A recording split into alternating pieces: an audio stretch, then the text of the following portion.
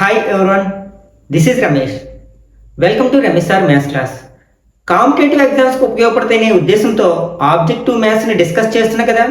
Already ఈ సిరీస్లో భాగంగా 8th మ్యాథ్స్లోని rational numbers, linear equations in one variables, understanding quadrilaterals అనే టాపిక్స్ని ఫినిష్ చేయడం జరిగింది. ఒకవేళ మీరు ఆ వీడియోస్ ఏమైనా మిస్ అయినట్లయితే వాటి యొక్క లింక్స్ని కింద డిస్క్రిప్షన్లో ఉంచుతాను, అక్కడి నుంచి చూడొచ్చు. ఈరోజు మరొక ఇంట్రెస్టింగ్ చాప్టర్ అయిన 8th క్లాస్ మ్యాథ్స్లోని డేటా హ్యాండ్లింగ్ అనే చాప్టర్ యొక్క కాన్సెప్ట్స్ని, అలాగే నియర్లీ 50 వరకు ఆబ్జెక్టివ్ బిట్స్ని ఎలా ఆన్సర్ చేయాలనేది డీటెయిల్గా డిస్కస్ చేద్దాం. ముఖ్యంగా ఈ వీడియోస్ని ఎన్ఎంఎంఎస్, పిఎంఎస్ఎస్వి, అలాగే డిఎస్సి లాంటి కాంపిటేటివ్ ఎగ్జామ్స్కి ఉపయోగపడుతున్న ఉద్దేశంతో రూపొందించడం జరిగింది. కాబట్టి వీడియోని స్కిప్ చేయకుండా చివరి వరకు చూసినట్లయితే మీరు ఈ చాప్టర్ నుంచి అడిగే ఏ క్వశ్చన్ అయినా సరే చాలా ఈజీగా ఆన్సర్ చేయగలుగుతారు. కాబట్టి ఈ వీడియోని స్కిప్ చేయకుండా చివరి వరకు చూడండి. అలాగే నచ్చినట్లయితే లైక్ చేసి మీ ఫ్రెండ్స్ కూడా షేర్ చేయండి. Okay, one of the interesting chapter మనకి 8th క్లాస్లో డేటా హ్యాండ్లింగ్ అనేది. ఇందులో మనకి అసలు ఫస్ట్ డేటా అంటే ఏమిటి, ఫస్ట్ టెర్మినాలజీ గురించి అర్థం చేసుకోవడానికి ప్రయత్నిద్దాం. మనం ఏదైనా ఒక డెసిషన్ మేకింగ్ కోసం కలెక్ట్ చేసే ఇన్ఫర్మేషన్ని డేటా అంటాం అన్నమాట. ఫర్ ఎగ్జాంపుల్, స్కూల్లో రెగ్యులర్గా డైలీ అటెండెన్స్ తీసుకుంటారు కదా, అది దేనికోసం అంటే ఆ స్టూడెంట్ని పై క్లాస్కి ప్రమోట్ చేయాలా లేదా అని డెసిషన్ తీసుకోవడానికి కదా. అట్లాగే ఎగ్జామ్స్ కండక్ట్ చేస్తారు, ఆ ఎగ్జామ్స్లో కండక్ట్ చేసే మార్క్స్ని మనకి కలెక్ట్ చేస్తారు ఆ ఇన్ఫర్మేషన్. దానికోసం ఏంటంటే విద్యార్థిని పాస్ చేయాలా ఫెయిల్ చేయాలా, ఇట్లాంటి డెసిషన్ కోసం, అంటే డెసిషన్ మేకింగ్ కోసం, అంటే నిర్ణయం తీసుకోవడం కోసం మనం కలెక్ట్ చేసే ఇన్ఫర్మేషన్ని మనం డేటా అంటాం. నెక్స్ట్ ఇందులో మనకి రా డేటా అంటే సెకండ్ టర్మ్ ఏంటంటే రా డేటా అంటే ఏమిటి, the information collected by directly by the observer is called రా డేటా. అంటే ఒక అబ్జర్వర్ డైరెక్ట్గా కలెక్ట్ చేసిన, అంటే face to face. For example, మనకి అటెండెన్స్ తీసుకుంటాం, డైరెక్ట్గా స్టూడెంట్స్ నుంచి నెంబర్స్ పిలిచి వాళ్ళు ప్రజెంట్ ఆబ్సెంట్ అని తెలుసుకుంటాం కదా, ఇది మనకి రా డేటా అవుతుంది అనమాట. అలా కాకుండా మనకి ఆ అటెండెన్స్ రిజిస్టర్లో మంత్ వైజ్, అంటే ఒక స్టూడెంట్ మంత్లీ ఎలా వచ్చాడు అనేది మళ్ళీ టేబుల్స్ తయారు చేసుకుంటాం కదా, అది ఆర్గనైజ్డ్ డేటా అవుతుంది అనమాట. రా డేటా అంటే ఇక్కడ అబ్జర్వర్ డైరెక్ట్గా ఇన్ఫర్మేషన్ కలెక్ట్ చేసిన డేటా అనమాట. నెక్స్ట్ తర్వాత మనం తెలుసుకోవాల్సింది ఏంటంటే frequency. What is meant by A frequency? ఒక అబ్జర్వేషన్ అంటే ఒక డేటాలో ఒక అబ్జర్వేషన్ ఎన్ని టైమ్స్ రిపీట్ అయ్యిందో ఆ నెంబర్ని మనం ఫ్రీక్వెన్సీ ఆఫ్ ద అబ్జర్వేషన్ అంటాం అన్నమాట. అసలు అబ్జర్వేషన్స్ అంటే ఏంటంటే డేటాలో ఉండే ఆ నెంబర్స్ని మనం అబ్జర్వేషన్స్ అంటాం. ఓకే, ఆ నెంబరు అంటే పర్టికులర్ నెంబరు ఆ డేటాలో ఎన్ని టైమ్స్ రిపీట్ అయ్యింది అని చెప్పడాన్ని మనం ఏమంటామంట, ఫ్రీక్వెన్సీ అంటాం అన్నమాట. అంటే ఫ్రీక్వెన్సీ అనేది ఏంటి, ఒక అబ్జర్వేషన్ ఎన్ని టైమ్స్ రిపీట్ అయ్యింది, అది ఫ్రీక్వెన్సీని రిప్రజెంట్ చేస్తుంది అనమాట.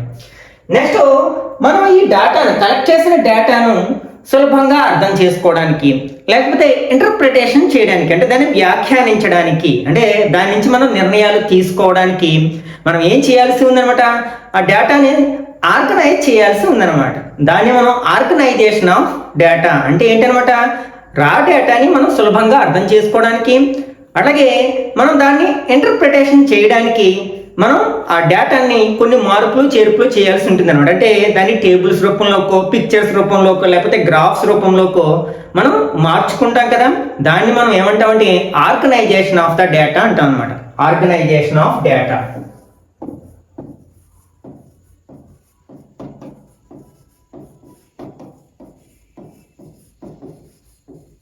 ఓకే, ఇక్కడ దీంట్లో మనం డిఫరెంట్ మెథడ్స్ని ఉపయోగిస్తాం ఆర్గనైజేషన్ అన్నమాట. డేటాను ఆర్గనైజేషన్ చేయడానికి మనం డిఫరెంట్ మెథడ్స్ని ఉపయోగిస్తాం. అయితే ఫస్ట్ ఏంటంటే ఫ్రీక్వెన్సీ డిస్ట్రిబ్యూషన్, అంటే అబ్జర్వేషన్స్ని ఫ్రీక్వెన్సీ వైజ్ టేబుల్స్ రూపంలో కన్వర్ట్ చేయడాన్ని ఫ్రీక్వెన్సీ డిస్ట్రిబ్యూషన్ అంటాం అనమాట. అంటే ఫర్ ఎగ్జాంపుల్, ఒక క్లాస్లో 50 మంది స్టూడెంట్స్ ఉన్నారు, వాళ్ళందరికీ 10 మార్క్స్కి మనం అసైన్మెంట్ పెట్టాం. అప్పుడు అందులో 0 మార్క్స్ వచ్చిన వాళ్ళు ఉంటారు, అట్లాగే 2 మార్క్స్, 5 మార్క్స్, 10 మార్క్స్ వచ్చిన వాళ్ళు ఉంటారు కదా, వాళ్ళని ఫ్రీక్వెన్సీ వైజ్, అంటే 2 మార్క్స్ వచ్చిన వాళ్ళందరూ ఎంతమంది, వాళ్ళు ఎదురుకుండా వాళ్ళు ఫ్రీక్వెన్సీ రాస్తాం. ఇట్లా మనకి టేబులేషన్ చేయడాన్ని, అంటే ఫ్రీక్వెన్సీ వైజ్ డేటాని టేబులేషన్ చేయడాన్ని మనం ఫ్రీక్వెన్సీ డిస్ట్రిబ్యూషన్ అంటాం అనమాట. ఒకవేళ అదే ఫ్రీక్వెన్సీ డిస్ట్రిబ్యూషన్లో మనం ఆ డేటాని చిన్న చిన్న గ్రూప్స్గా డివైడ్ చేసినట్లయితే దాన్ని గ్రూప్డ్ ఫ్రీక్వెన్సీ డిస్ట్రిబ్యూషన్ అంటారు అనమాట. ఓకే, ఇక్కడ ఫ్రీక్వెన్సీ డిస్ట్రిబ్యూషన్ అంటే ఫ్రీక్వెన్సీ ప్రకారం ఆర్గనైజ్ చేయడం. మరి గ్రూప్డ్ ఫ్రీక్వెన్సీ డిస్ట్రిబ్యూషన్ అంటే అదే ఫ్రీక్వెన్సీని మనం చిన్న చిన్న గ్రూప్స్గా మనం డివైడ్ చేసి ఆర్గనైజ్ చేయడాన్ని మనం గ్రూప్డ్ ఫ్రీక్వెన్సీ డిస్ట్రిబ్యూషన్ టేబుల్ అంటాం అనమాట. ఫర్ ఎగ్జాంపుల్ మనం 50 మార్క్స్కి ఎగ్జామ్ని కండక్ట్ చేసాం. వాళ్ళని మనం 0 వచ్చిన వాళ్ళని ఎంతమంది ఉన్నారు, 1 మార్క్స్ వచ్చిన వాళ్ళు ఇలా ఎంతమంది ఉన్నారు ఇట్లా రాసుకుంటూ వెళితే అది ఫ్రీక్వెన్సీ డిస్ట్రిబ్యూషన్ అవుతుంది. కానీ 50 మెంబర్స్ ఉన్నప్పుడు ఇట్లా 50 మెంబర్స్ రాయడం మనకు చాలా కష్టం అయిపోతుంది కదా. అప్పుడు మనం ఏం చేయాలి, దాన్ని గ్రూప్స్గా డివైడ్ చేయాలి. అంటే 0 to 10 వచ్చిన వాళ్ళు ఎంతమంది, లేకపోతే 10 to 20 వచ్చిన వాళ్ళు ఎంతమంది, 20 to 30 వచ్చిన వాళ్ళు ఎంతమంది, ఇట్లా అయితే మనకి ఓన్లీ 5 గ్రూప్స్లోనే మనం ఆర్గనైజ్ చేసేసేయచ్చు అనమాట డేటాని. లేకపోతే మనం గ్రేడ్స్ వైజ్, అంటే ఫర్ ఎగ్జాంపుల్ 50 మార్క్స్ కండక్ట్ చేసాం అనుకోండి, అంటే 0 to 17 మార్క్స్ వచ్చిన వాళ్ళు ఈ గ్రేడ్ అంటే ఫెయిల్డ్ గ్రేడ్ అని, లేకపోతే 18 నుంచి 25 మార్క్స్ వచ్చిన వాళ్ళు సి గ్రేడ్, ఇట్లా మనం ఆర్గనైజ్ చేసాం అనుకోండి, అది ఏమవుతుంది అనమాట, గ్రూప్డ్ ఫ్రీక్వెన్సీ డిస్ట్రిబ్యూషన్ అవుతుంది అనమాట. అయితే ఇక్కడ మనకి ఈ గ్రూప్స్ ని ఏమని పిలుస్తారు అంటే క్లాస్ ఇంటర్వాల్స్ అని పిలుస్తారు. క్లాస్ ఇంటర్వాల్స్ ఆర్ క్లాసెస్ అని కూడా పిలుస్తూ ఉంటారు. షార్ట్ కట్ లో క్లాసెస్ అని కూడా పిలుస్తూ ఉంటాం. నెక్స్ట్ ప్రతి క్లాస్ లో కూడా మనకి 2 వాల్యూస్ ఉన్నాయి కదా. అవేంటి, ఫస్ట్ వన్ ఏమో స్మాలర్ వాల్యూ, సెకండ్ వన్ ఏమో లార్జర్ వాల్యూ. ఈ స్మాలర్ వాల్యూని మనం lower limit of the class అంటాం, లోవర్ లిమిట్. నెక్స్ట్ ఈ మాక్సిమం వాల్యూ మనం ఏమంటాం అంటే upper limit of the class. అంటే దీన్ని బట్టి ప్రతి క్లాస్ కి 2 లిమిట్స్ ఉంటాయి. ఫస్ట్ ఏమో lower limit and second one is upper limit. Okay, ఇక్కడ మనకి ఈ రెండింటికి ఉన్న డిఫరెన్స్ ని క్లాస్ ఇంటర్వాల్, లేకపోతే length of the class, size of the class, height of the class, ఇలా రకరకాలుగా పిలుస్తూ ఉంటాం అనమాట. అంటే లెంత్ ఆఫ్ ద క్లాస్ అన్నా, సైజ్ ఆఫ్ ద క్లాస్ అన్నా, హైట్ ఆఫ్ ద క్లాస్ అన్నా, ఆ క్లాస్ ఇంటర్వల్ అన్న ఒకే అర్థం వస్తుంది అనమాట. అదేంటంటే difference between the lower limit and upper limit of a class is called అనమాట. Okay, length of the class or size of the class. అయితే ఫర్ ఎగ్జాంపుల్ ఒక స్టూడెంట్ కి మనకి 20 మార్క్స్ వచ్చాయి. మరి ఆ స్టూడెంట్ ని ఏ గ్రూప్ లో వేయాలి, ఫర్ ఎగ్జాంపుల్ మనం ఇలా గ్రూపింగ్ చేసాం. Okay, grouped frequency distribution table తయారు చేసేటప్పుడు మనకి 20 అనేది ఈ గ్రూప్ లోనే ఉంది, ఈ గ్రూప్ లోనే ఉంది. అప్పుడు మనం ఆ విద్యార్థిని ఏ గ్రూప్ లో కౌంట్ చేయాలి అంటే ఏదైతే గ్రేటర్ గ్రూప్ ఉంటుందో, గ్రేటర్ క్లాస్ ఇంటర్వాల్ ఉంటుందో ఆ గ్రూప్ లో వేయాల్సి ఉంటుంది అనమాట. అంటే ఈ 20 క్యాండిడేట్ మనం ఏ గ్రూప్ లో కాల్కులేట్ చేస్తాం, 20 to 30 గ్రూప్ లో కాల్కులేట్ చేస్తాం అన్నమాట. మనం ఇప్పుడే చెప్పుకున్నాం కదా, ఆర్గనైజేషన్ ఆఫ్ డేటా అంటే డేటాని సులభంగా అర్థం చేసుకోవడానికి టేబుల్స్ లోకి, పిక్చర్స్ లోకి, గ్రాఫ్ లోకి కన్వర్ట్ చేయడం. ఓకే, అయితే మనం ఇలా టేబుల్స్ రూపంలో ఉన్న దానికంటే గ్రాఫ్స్ రూపంలో కానీ, పిక్చర్స్ రూపంలో ఉన్నది కానీ మనం ఇంకా సులభంగా అర్థం చేసుకోగలుగుతాం.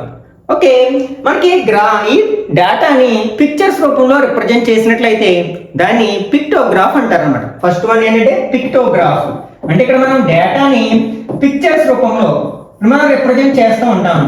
అంటే ఫర్ ఎగ్జాంపుల్ మనకి డిఫరెంట్ కంపెనీస్ డిఫరెంట్ బైక్స్ ని మనం ప్రొడ్యూస్ చేస్తూ ఉంటాయి కదా. అక్కడ ఏ కంపెనీ ఏ మోడల్ని ఎన్ని ప్రొడ్యూస్ చేసింది అని చెప్పడం కోసం అక్కడ మనకు మోడల్ వేసి అక్కడ ఎదుర్కొన్న కొన్ని బైక్స్ వేసాం. ఒక్కొక్క బైక్ పిక్చర్ మనకి 10 బైక్స్ ని రిప్రజెంట్ చేస్తుంటే అది మనకి ఏమవుతుంది అనమాట, పిక్టోగ్రాఫ్ అవుతుంది అనమాట. Next second one is bar graph. ఇక్కడ బార్ గ్రాఫ్ అంటే ఏంటనమాట, మనం డేటాని బార్స్ రూపంలో, అంటే ఫర్ ఎగ్జాంపుల్ మనం పేపర్స్ లో ఎక్కువగా చూస్తూ ఉంటాం కదా, ఇట్లా రెక్టాంగిల్స్ అనమాట. ఈ బార్ గ్రాఫ్ లో ఏముంటాయంటే రెక్టాంగిల్స్ ఉంటాయి. ఇట్లా బార్స్ రూపంలో రిప్రజెంట్ చేయడాన్ని మనం బార్ గ్రాఫ్స్ అంటాం అనమాట. అదే అంటే ఫర్ ఎగ్జాంపుల్ ఒక స్కూల్లో 6th క్లాస్ స్టూడెంట్స్ ఎంతమంది ఉన్నారు, 7th 8th ఎంతమంది ఉన్నారు అని రిప్రజెంట్ చేయాలనుకోండి. ఇలా మనం బార్ గ్రాఫ్ లో రిప్రజెంట్ చేసినట్లయితే మనం చూసిన వెంటనే ఈజీగా ఏ క్వశ్చన్ అడిగినా ఆన్సర్ చేయగలుగుతాం. 6th క్లాస్ లో ఎంతమంది ఉన్నారు ఇట్లా అనమాట. ఇక్కడేమో మనకి 5, 10, 15 ఇట్లా, అంటే నెంబర్ ఆఫ్ స్టూడెంట్స్ ని మనం y యాక్సిస్ మీద తీసుకుంటాం, అదే ఫ్రీక్వెన్సీని y యాక్సిస్ మీద. అలాగే ఇక్కడ అబ్జర్వేషన్స్ అంటే ఏంటి, మనకి 6th క్లాస్ అనేది మనకి ఒక అబ్జర్వేషన్, 7th క్లాస్ అనేది ఒక అబ్జర్వేషన్. ఇట్లా మనకి గ్రాఫ్ తీసుకుంటే ఇప్పుడు మనం 6th క్లాస్ లో ఎంతమంది స్టూడెంట్స్ ఉన్నారంటే ఈజీగా చెప్పగలుగుతాం కదా, 15 మెంబర్స్ ఉన్నారని. ఇట్లా మనం ఈజీగా ఈ గ్రాఫ్ ని చూసి మనం అడిగిన క్వశ్చన్ ఈజీగా ఆన్సర్ చేయొచ్చు అనమాట. నెక్స్ట్ ఈ బార్ గ్రాఫ్లోనే మనకు 2 or 3 మెథడ్స్ ఉంటాయి. అంటే ఇది సింగిల్ బార్ గ్రాఫ్. ఒకవేళ మనం ఇదే డేటాని జెండర్ వైజ్ మనం రిప్రజెంట్ చేయాలనుకున్నట్లయితే, అంటే 6th క్లాస్లో బాయ్స్ ఎంతమంది, గర్ల్స్ ఎంతమంది, అలాగే 7th క్లాస్లో బాయ్స్ ఎంతమంది, గర్ల్స్ ఎంతమంది, ఇట్లా రిప్రజెంట్ చేయాలనుకోండి, అప్పుడు మనకి ఏది ఉపయోగపడుతుంది అంటే డబుల్ బార్ గ్రాఫ్ ఉపయోగపడుతుంది అనమాట. అంటే అప్పుడు డేటాని మనం ఎట్లా రిప్రజెంట్ చేస్తాం, ఇక్కడేమో స్కేల్ తీసుకుంటాం 5, 10, 15 ఇట్లా మనకి ఓకే అంటే ఎడ్జసెంట్ బార్స్ అంటే 2 బార్స్ ఉండేటట్లు ఎడ్జసెంట్ బార్స్ డ్రా చేస్తాం. ఇందులో ఒక దాన్ని ఒక కలర్ లోను, మరొక దాన్ని మరొక కలర్ లోనే రిప్రజెంట్ చేస్తాం. ఫర్ ఎగ్జాంపుల్ ఇలా వైట్ కలర్ లో ఉన్నది బాయ్స్ రిప్రజెంట్ చేసినట్లయితే, అలాగే షేడెడ్ రెక్టాంగిల్ అనేది మనకి గర్ల్స్ రిప్రజెంట్ చేస్తుంది. ఇట్లాంటి దాన్ని మనం ఏమంటామంటే డబుల్ బార్ గ్రాఫ్ అంటాం అనమాట. అంటే ఇందులో ఒకే డేటాలో మనం 2 డిఫరెంట్ టైప్స్ ఆఫ్ ఇన్ఫర్మేషన్ ని రిప్రజెంట్ చేయొచ్చు డబుల్ బార్ గ్రాఫ్ లో. అంటే ఇక్కడ ఓన్లీ మనం క్లాస్ వైజే మనం ఇంటర్ప్రిటేషన్ చేసాం, కానీ ఇక్కడ మనం ఏం చేసాం, class wise at the same time gender wise కూడా మనం ఆర్గనైజ్ చేసాం. కాబట్టి ఇది డబుల్ బార్ గ్రాఫ్ ఉంటుంది అనమాట. ఇక్కడ బార్ గ్రాఫ్ మనకి దీన్ని వెర్టికల్ బార్ గ్రాఫ్ అంటారు. కొన్ని బార్ గ్రాఫ్ లో మనకి ఇట్లా హారిజంటల్ బార్ గ్రాఫ్ ఇట్లా కూడా ఉంటాయి అనమాట. వీటిని హారిజంటల్ బార్ గ్రాఫ్ అంటాం అన్నమాట. These are the bar graph. Next third one is histogram. ఈ హిస్టోగ్రామ్ కూడా మనకి చూడడానికి బార్ గ్రాఫ్ లాగే ఉంటుంది. అయితే ఇక్కడ మనకి బార్స్ మధ్యలో స్పేస్ ఉంటుంది, కానీ హిస్టోగ్రామ్ లో బార్స్ మధ్యలో స్పేస్ ఉండదు. అంటే ఫర్ ఎగ్జాంపుల్ ఈ డేటాని ఇట్లా ఎడ్జసెంట్ బార్స్ తో రిప్రజెంట్ చేసినట్లయితే దాన్ని మనం ఏమంటామంటే హిస్టోగ్రామ్ అంటాం అన్నమాట. ఓకే, ఇక్కడ మనం ఎక్స్ యాక్సిస్ మీద ఏమో ఏం తీసుకుంటాం, హిస్టోగ్రామ్ లో క్లాస్ ఇంటర్వల్స్ తీసుకుంటాం. ఇక్కడ మనం బార్ గ్రాఫ్ కి హిస్టోగ్రామ్ కి మేజర్ డిఫరెంట్ ఏంటంటే, ఫస్ట్ వన్ ఏమిటంటే బార్స్ మధ్యలో స్పేస్ మనకి బార్ గ్రాఫ్ లో ఉంటుంది, హిస్టోగ్రామ్ లో ఉండదు. నెక్స్ట్ మనం అన్ని ఇన్ఫర్మేషన్ ని అంటే అన్ని టైప్స్ ఆఫ్ డేటాని మనం హిస్టోగ్రామ్ లో రిప్రజెంట్ చేయలేము. ఫర్ ఎగ్జాంపుల్ ఇక్కడ క్లాస్ వైజ్ స్టూడెంట్స్ ని మనం హిస్టోగ్రామ్ లో రిప్రజెంట్ చేయలేము. ఓకే, అయితే ఇక్కడ మనకి మార్క్స్ ని మనం హిస్టోగ్రామ్ లో రిప్రజెంట్ చేయగలం, ఎందుకంటే ఇందులో గ్రూప్స్ గా డివైడ్ చేయగలం కదా. కాబట్టి అంటే మనం హిస్టోగ్రామ్ ని కన్స్ట్రక్ట్ చేయాలంటే క్లాస్ ఇంటర్వల్స్ ఉండాలి, అది గుర్తుపెట్టుకోవాలన్నమాట. ఇక్కడ మన బార్ గ్రాఫ్ లో క్లాస్ ఇంటర్వల్స్ తో పని లేదు, జస్ట్ ఇన్ఫర్మేషన్ ఉంటే చాలు. ఓకే, అంటే 6th క్లాస్ వాళ్ళు ఎంతమంది ఉన్నారు, 7th క్లాస్ వాళ్ళు ఎంతమంది ఉన్నారు ఇట్లా. కానీ హిస్టోగ్రామ్ కన్స్ట్రక్ట్ చేయాలంటే ఖచ్చితంగా మనకి క్లాస్ ఇంటర్వల్స్ తో ఉన్న ఇన్ఫర్మేషన్ అంటే డేటా ఉండాలి అన్నమాట. ఓకే, ఈ బార్ గ్రాఫ్ లో అవ్వచ్చు, అలాగే హిస్టోగ్రామ్ లో అవ్వచ్చు, ఈ రెక్టాంగిల్స్ యొక్క విడ్త్లు దాన్ని బ్రెడ్త్ అంటాం కదా, అది కాన్స్టెంట్ గా ఉంటుంది.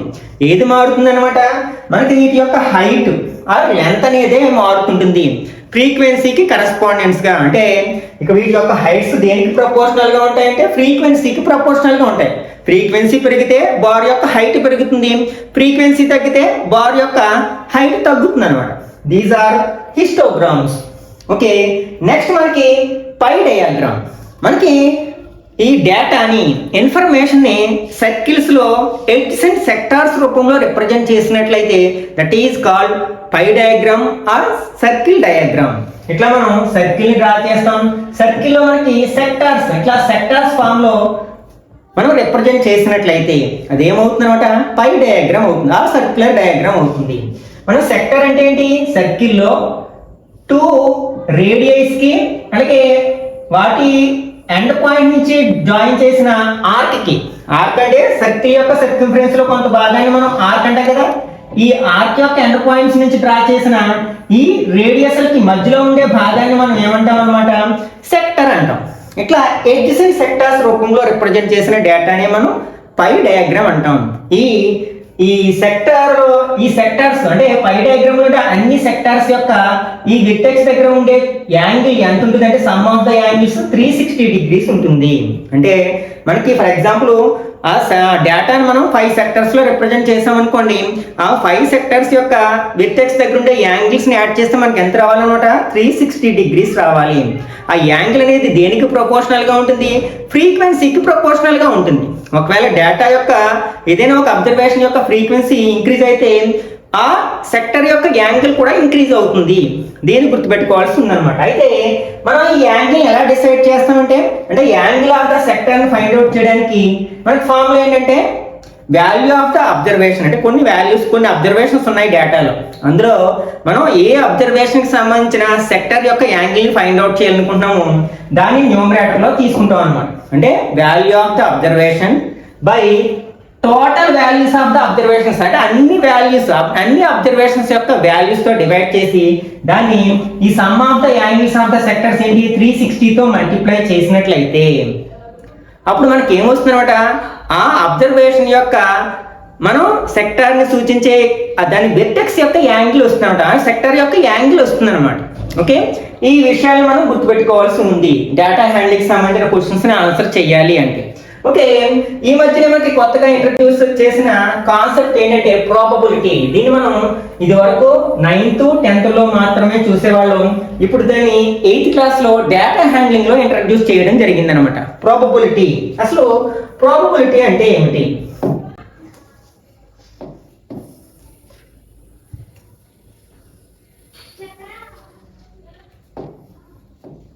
ఓకే, ప్రాబబిలిటీ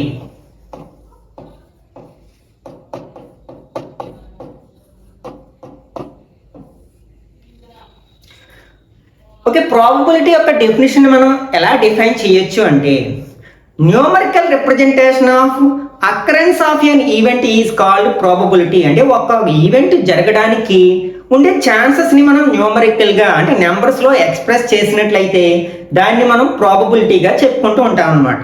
ఈ ప్రాబబిలిటీలో కొన్ని మనకి టర్మ్స్ ఉంటాయి, వాటి యొక్క మీనింగ్ తెలుసుకుంటే మనం కొన్ని క్వశ్చన్స్ని ఈజీగా ఆన్సర్ చేస్తాం. అదేంటంటే ఫస్ట్ ర్యాండమ్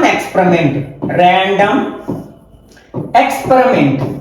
అసలు what is meant by random experiment? అట్లాగే నెక్స్ట్ ఏంటంటే ఈవెంట్, నెక్స్ట్ ప్రాబబిలిటీ, మళ్ళీ ఈవెంట్ లో మనకి sure event are certain event అంటాం, దీన్ని సర్టెన్ ఈవెంట్ అని కూడా అంటాం. అలాగే impossible event. Next outcomes.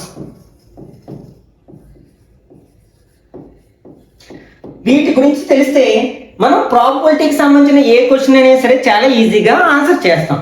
Okay, అసలు ర్యాండమ్ ఎక్స్పెరిమెంట్ అంటే ఏంటి? ఫర్ ఎగ్జాంపుల్ 2 టీమ్స్ మధ్య ఏదైనా మ్యాచ్ జరుగుతుంది, క్రికెట్ మ్యాచ్ జరుగుతుంది అనుకుందాం. అప్పుడు ఎవరు ఫస్ట్ బ్యాట్ చేయాలి లేకపోతే ఎవరు ఫస్ట్ బౌల్ చేయాలి అనేది డిసైడ్ చేయడానికి మనం ఏం చేస్తాం, ఒక కాయిన్ని టాస్ చేస్తాం. That is called random experiment అనమాట. అంటే ఇక్కడ మనం కాయిన్ని టాస్ చేయడం అనేది ఏంటనమాట, ర్యాండమ్ ఎక్స్పెరిమెంట్. ఓకే, అందులో మనం తర్వాత ఈ అవుట్కమ్స్ గురించి మాట్లాడుకున్నట్లయితే మనం కాయిన్ టాస్ చేసినప్పుడు ఏమి జరగడానికి అవకాశం ఉంది, హెడ్ అయినా రావచ్చు, టైల్ అయినా రావచ్చు. అంటే అవి రెండు కూడా మనకి అవుట్కమ్స్ అవుతాయి అన్నమాట. ఓకే, ఫర్ ఎగ్జాంపుల్ మనం ఏదైనా గేమ్ ఆడుతున్నప్పుడు మనం డైస్ని రోల్ చేస్తూ ఉంటాం. స్నేక్ అండ్ ల్యాడర్ అట్లాంటి గేమ్స్ ఆడినప్పుడు మనం డైస్ని రోల్ చేస్తూ ఉంటాం కదా. డైస్ అనేది మనకి క్యూబ్ షేప్ లో ఉంటుంది, ప్రతి ఫేస్ మీద ఒక్కొక్క నెంబర్ ఉంటుంది. అట్లా 6 ఫేసెస్ ఉంటాయి, 6 నెంబర్స్ ఉంటాయి, లేకపోతే డాట్స్ రూపంలో ఉంటాయి. ఒక ఫేస్ మీద ఒక డాట్, రెండవ ఫేస్ మీద 2 డాట్స్ ఇట్లా ఉంటాయి కదా. మనం ఒక డైస్ని రోల్ చేయడం అనేది ర్యాండమ్ ఎక్స్పెరిమెంట్ అయితే అందులో 1 కానీ 2, 3, 4, 5, 6 ఇవి రావడం అనేది అవుట్కమ్స్. 6 కూడా ఇక్కడ అవుట్కమ్స్ అవుతాయి. కాయిన్స్ టాస్ చేయడం ఒక ఎక్స్పెరిమెంట్ అయితే అందులో హెడ్ కానీ టైల్ కానీ రావడం ఏంటంటే అవుట్కమ్స్ అవుతాయి.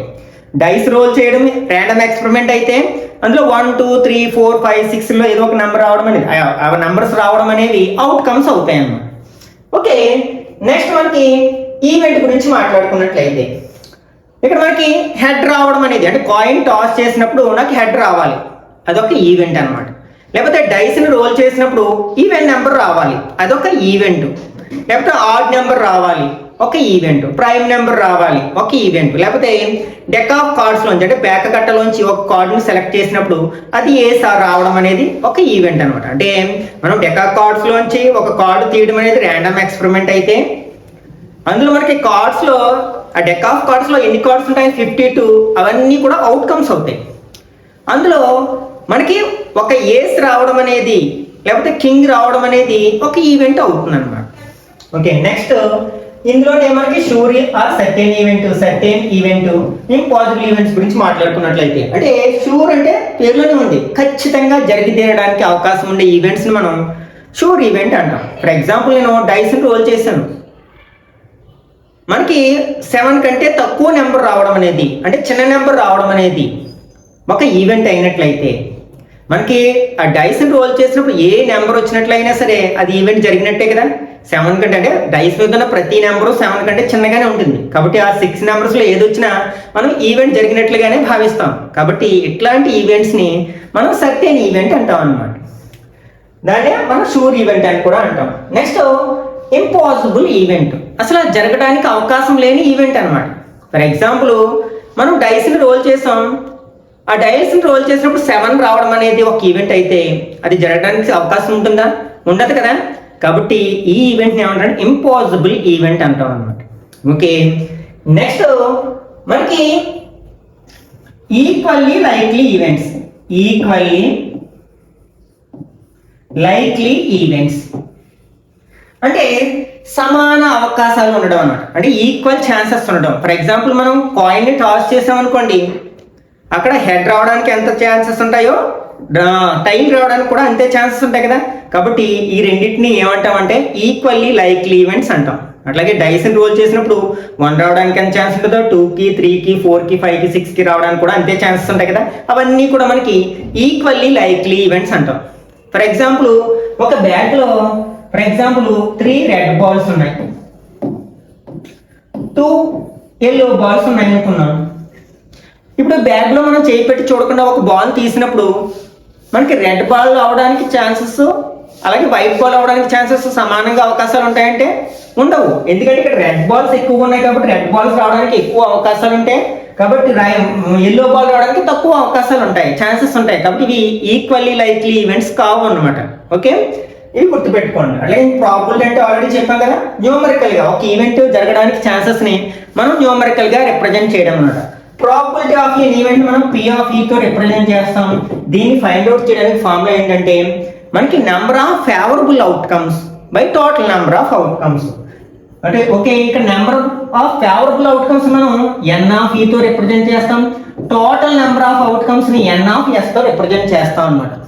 E అంటే favourable set of favourable outcomes, S అంటే total outcomes set of all outcomes అన్నమాట. ఫర్ ఎగ్జాంపుల్, నేను కాయిన్ ని టాస్ చేశాను, అప్పుడు S ఈక్వల్ టు ఏమవుతుందంటే అన్ని అవుట్కమ్స్ ఏంటి? Head and tail. దీన్ని శాంపిల్ స్పేస్ అంటాం. S అంటే శాంపిల్ స్పేస్. ఇప్పుడు నాకు హెడ్ రావాలి, కాయిన్ టాస్ చేసినప్పుడు హెడ్ రావాలి, అదొక ఈవెంట్. దీనికి ఫేవరబుల్ అవుట్కమ్స్ ఎన్ని ఉంటాయి? ఇందులో ఎన్ని హెడ్స్ ఉన్నాయి? ఒకే ఒక హెడ్ ఉంది కదా. ఇది సెట్ ఆఫ్ ఫేవరబుల్ అవుట్కమ్స్ అన్నమాట. ఫర్ ఎగ్జాంపుల్, డైస్ని ఎగ్జాంపుల్గా తీసుకుంటాం. డైస్ని రోల్ చేసాం, అది ర్యాండమ్ ఎక్స్పెరిమెంట్. ఇప్పుడు మనకి శాంపిల్ స్పేస్ ఏమవుతుంది అంటే 1 2 3 4 అన్ని అవుట్కమ్స్ మనం సెట్లో రాస్తే ఇది శాంపిల్ స్పేస్ అవుతుంది, అంటే టోటల్ అవుట్కమ్స్ అన్నమాట. ఇప్పుడు నేను ఈవెంట్ ఏంటంటే నాకు ప్రైమ్ నెంబర్ రావడం అనేది ఒక ఈవెంట్ అనుకోండి. ఇప్పుడు దీనికి ఫేవరబుల్ అవుట్కమ్స్ ఏమవుతాయి? ఇందులో మనకి ప్రైమ్ నెంబర్స్ ఏమవుతాయి? 2 3 5 ఇవి ఫేవరబుల్ అవుట్కమ్స్ అవుతాయి. ఇక్కడ మనకి N ఆఫ్ S అంటే cardinal number of sample space, అంటే S లో ఉండే నెంబర్ ఆఫ్ ఎలిమెంట్స్. ఎలిమెంట్స్ అంటే ఇందులో ఎన్ని నెంబర్స్ ఉన్నాయి? 6 నెంబర్స్ ఉన్నాయి, అంటే N of S is equal to 6 అనమాట. ఇక్కడ N ఆఫ్ E అంటే ఈలో ఎన్ని ఎలిమెంట్స్ ఉన్నాయో అది దాని యొక్క కార్డినల్ నెంబర్. ఇది 10th క్లాస్ లో డీటెయిల్ గా నేర్చుకుంటాం. ఇందులో ఎన్ని ఎలిమెంట్స్ ఉన్నాయి? 3 ఎలిమెంట్స్ ఉన్నాయి. ఇప్పుడు దీన్ని ప్రాబబిలిటీ క్యాలిక్యులేట్ చేయాలంటే ఇందులో సబ్స్టిట్యూట్ చేయాలి. మనకి N ఆఫ్ E అంటే ఎంత? 3 బై N ఆఫ్ S అంటే 6. 3 టేబుల్ 1 టైమ్ 2 టైమ్స్, అంటే ఎంత వచ్చింది మనకి? 1/2, అంటే హాఫ్ ఛాన్సెస్ ఉంటాయి అన్నమాట. మనకి ఏంటి, మనం డైస్ని రోల్ చేసినప్పుడు మనకి ప్రైమ్ నెంబర్ రావడానికి ఎన్ని ఛాన్సెస్ ఉంటాయంటే 1/2 ఛాన్సెస్ ఉంటాయి. దాన్ని హాఫ్ అంటాం కదా. ఇలా మనం ఏ ఈవెంట్ యొక్క ప్రాబబిలిటీ అయినా సరే మనం కాల్కులేట్ చేయొచ్చు అనమాట ఈ ఫార్ములాను ఉపయోగించి. Okay, probability of N event equal to number of favourable outcomes by total number of outcomes. Okay, ఇప్పటి వరకు మనం డిస్కస్ చేసిన ఈ కాన్సెప్ట్ని బేస్ చేసుకుని కొన్ని క్వశ్చన్స్ని, ఆబ్జెక్టివ్ క్వశ్చన్స్ని ఎలా ఆన్సర్ చేయాలో డిస్కస్ చేద్దాం. Okay, first one, the number of times that A particular observation occurs is noun. అంటే ఒక అబ్జర్వేషన్ ఎన్నిసార్లు రిపీట్ అయిందో ఆ నెంబర్ని మనం ఏమంటాం? ఇప్పుడే చెప్పుకున్నాం కదా, ఫ్రీక్వెన్సీ అంటాం. ఆ అబ్జర్వేషన్ యొక్క ఫ్రీక్వెన్సీ అంటాం. Next, observation gathered initially in an unorganized form is called. అంటే మనం డైరెక్ట్ గా కలెక్ట్ చేసిన, అంటే అబ్జర్వర్ డైరెక్ట్ గా ఫేస్ టు ఫేస్ కలెక్ట్ చేసిన డేటాని ఏమంటాం? మనం రా డేటా అంటాం. ఇది కూడా మనం ఇప్పుడే మాట్లాడుకున్నాం కదా. Next third one, the age of 25 employees in a office is shown through the given graph. ఇక్కడ ఒక గ్రాఫ్ లో 25 ఎంప్లాయీస్ యొక్క ఏజెస్ ని ఇవ్వడం జరిగింది అనమాట. ఒక గ్రాఫ్ రూపంలో ఇవ్వడం జరిగింది. ఈ గ్రాఫ్ ను స్టడీ చేసి ఈ క్వశ్చన్ కి ఆన్సర్ చేయాల్సి ఉందన్నమాట. How many employees are of age less than or equal to 40. Okay, ఇక్కడ మనకి 40 ఇయర్స్ అంతకంటే తక్కువ ఏజ్ ఉన్న ఎంప్లాయీస్ ఎంతమంది ఉన్నారు అంటాడు. ఇక్కడ 40 ఎక్కడుంది, ఇక్కడ ఉంది. అంటే దీనికి ముందున్న అన్ని అబ్జర్వేషన్స్ యొక్క టోటల్ ని మనం ఫైండ్ అవుట్ చేయాల్సి ఉందన్నమాట. ఫర్ ఎగ్జాంపుల్ ఇక్కడ మనకి 35 టు 40 మధ్యలో ఎంతమంది ఉన్నారు, 25 మెంబర్స్ ఉన్నారు. అలాగే 30కి 35కి మధ్యలో ఎంతమంది ఉన్నారు, 15 మెంబర్స్ ఉన్నారు. నెక్స్ట్ 25కి 30కి మధ్యలో 10 ఉన్నారు. నెక్స్ట్ 20కి 25కి మధ్యలో 20 ఉన్నారు. వీళ్ళందరూ కూడా 40 లేదా అంతకంటే తక్కువ ఏజ్ ఉన్న వాళ్ళే కదా. వీళ్ళన్నింటినీ యాడ్ చేసినట్లయితే 25 ప్లస్ 15 40, 50 ప్లస్ 20 70 ఏ ఆప్షన్ లో మనకి ఫోర్త్ ఆప్షన్ లో ఉంది కాబట్టి ఇది కరెక్ట్ ఆన్సర్ అవుతుంది అనమాట. Okay, next fourth one, observe the following bar graph carefully. What is the difference of expenditure done on education fees and food. అంటే ఇక్కడ ఇచ్చిన ఈ బార్ గ్రాఫ్ ని అబ్జర్వ్ చేసి దాని ద్వారా మనకి difference of expenditure done on education fees and food, అంటే ఎడ్యుకేషన్ ఫీజ్ ఖర్చు చేసినది అలాగే ఫుడ్ కోసం ఖర్చు చేసిన వాటి యొక్క డిఫరెన్స్ ఎంత, భేదం ఎంత మనం ఫైండ్ అవుట్ చేయాల్సి ఉందన్నమాట. ఓకే, ఇక్కడ మనకి ఎడ్యుకేషన్ ఫీజ్ కోసం ఎంత ఖర్చు చేశారు, 6. అంటే ఇక్కడ 1 సెంటీమీటర్ ఈక్వల్ టు 1000 రూపీస్. అంటే ఇక్కడ ఎంత, 6000 రూపీస్ ఖర్చు చేయడం జరిగింది అనమాట. స్కేల్ చూసుకోవాలి మనం ముఖ్యంగా ఈ గ్రాఫ్స్ విషయంలో. మనకి స్కేల్ అనేది చాలా మేజర్ రోల్ ని మనకి ప్లే చేస్తుంది అనమాట. నెక్స్ట్ మనకి ఫుడ్ ఎక్కడ ఉంది, మనకి ఇక్కడ ఉంది. ఈ ఫుడ్ ఎన్ని సెంటీమీటర్లు, 5 సెంటీమీటర్స్. 1 సెంటీమీటర్ ఎంతకి సమానం అంటే 1000 రూపీస్ కి సమానం. అంటే ఇక్కడ ఫుడ్ మీద 5000 రూపీస్ ని ఖర్చు చేయడం జరిగింది. ఈ రెండింటికి డిఫరెన్స్ ఎంత, 6000 నుంచి 5000 మైనస్ చేస్తే ఎంత వస్తుంది, 1000 రూపీస్ వస్తుంది కదా. కాబట్టి కరెక్ట్ ఆన్సర్ ఏమవుతుంది అనమాట, థర్డ్ ఆప్షన్ అవుతుంది. Next, a geometrical representation showing the relationship between a whole and its part is called. అంటే మనకి హోల్ కి పార్ట్ కి ఉన్న రిలేషన్ ని జామెట్రికల్ రూపంలో రిప్రజెంట్ చేయడానికి ఉపయోగించేది ఏంటి అంటే మనకి పై చార్ట్ కదా. పై చార్ట్ లోనే. Next 6th one, the average of upper limit and lower limit of A class is noun as. అంటే అప్పర్ లిమిట్ కి లోవర్ లిమిట్ కి ఉన్న యావరేజ్ ని మనం ఏమని పిలుస్తారు. మనం ఇంతకు ముందు కాన్సెప్ట్ నేర్చుకునేటప్పుడు ఏం చెప్పామంటే difference between the upper limit and lower limit is called class interval or width of the class or length of the class అని చెప్పుకున్నాం. కానీ ఇక్కడ ఏమన్నాడు, యావరేజ్ అంటున్నాడు. అంటే దాని అర్థం ఏంటి, lower limit plus upper limit by 2. అంటే లోవర్ లిమిట్ ని అప్పర్ లిమిట్ ని యాడ్ చేసి దానికి యావరేజ్ చేయడం అంటే ఏంటి, some of observations by number of observations. ఇక్కడ మనకి 2 వాల్యూస్ ఉన్నాయి కాబట్టి రెండింటిని యాడ్ చేసి 2 తో డివైడ్ చేస్తే అది యావరేజ్ అవుతుంది. దీన్ని ఏమంటామంటే మనకి క్లాస్ మార్క్ అంటాం అనమాట. ఓకే, ఇది మిడ్ వాల్యూ అని కూడా అంటాం. క్లాస్ మార్క్ ఎక్కడ మనకి థర్డ్ ఆప్షన్ ఉంది కదా, కాబట్టి ఇది కరెక్ట్ ఆన్సర్ అవుతుంది అనమాట. నెక్స్ట్ ఇక్కడ రేంజ్ గురించి మాట్లాడుకోవాలి. రేంజ్ అంటే ఏదైనా ఒక డేటాలో మ్యాక్సిమం వాల్యూకి మినిమం వాల్యూకి ఉన్న డిఫరెన్స్ ని మనం రేంజ్ గా చెప్పుకోవచ్చు అనమాట. ఇది కూడా గుర్తుపెట్టుకోవాలి, ఎందుకంటే దీని మీద కూడా బేస్ అయ్యి మనకి క్వశ్చన్స్ అడగడానికి అవకాశం ఉంది. Next 7th one, the formula to find the central angle of each component in a pie diagram. అంటే దీని మీనింగ్ ఏంటంటే యాంగిల్ ఆఫ్ ద సెక్టర్. గురు మనం ఫైండ్ అవుట్ చేయడానికి ఫార్ములా ఏం చెప్పుకున్నాం మనం, value of a component by sum of the value all values of observation. ఇది కదా, ఇది 180, ఇది wrong.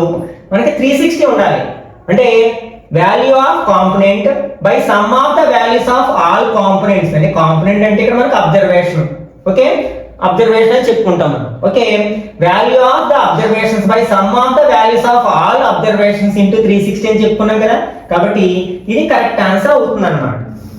Next 8th one, the class mark. ఇప్పుడు ఏమైనా క్లాస్ మార్క్ అంటే ఏం చెప్పుకున్నాం, average of upper limit and lower limit అని చెప్పుకున్నాం. ఇక్కడ లోవర్ లిమిట్ ఏమో 11, అప్పర్ లిమిట్ ఏమో 20.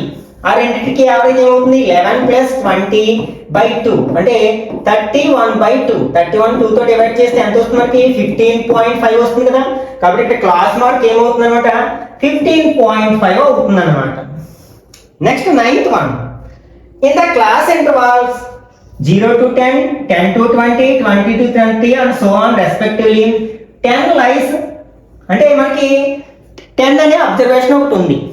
అది ఏ క్లాస్ ఇంటర్వాల్లో వేయాలి దీని గురించి కూడా చెప్పుకున్నాం కదా. ఇక్కడ 10 అనేది ఈ ఫస్ట్ క్లాస్ ఇంటర్వాల్లోనే ఉంది, సెకండ్ క్లాస్ ఇంటర్వాల్లోనే ఉంది. ఇప్పుడు మనం 10ని తీసుకెళ్ళి ఏ క్లాసులో వేస్తామంటే అప్పర్ క్లాసులో వేస్తాం. రెండింటిలో పెద్ద క్లాస్ అయితే ఇది కదా.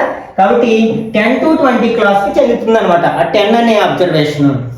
Next 10th one. Pie chart divides the data into.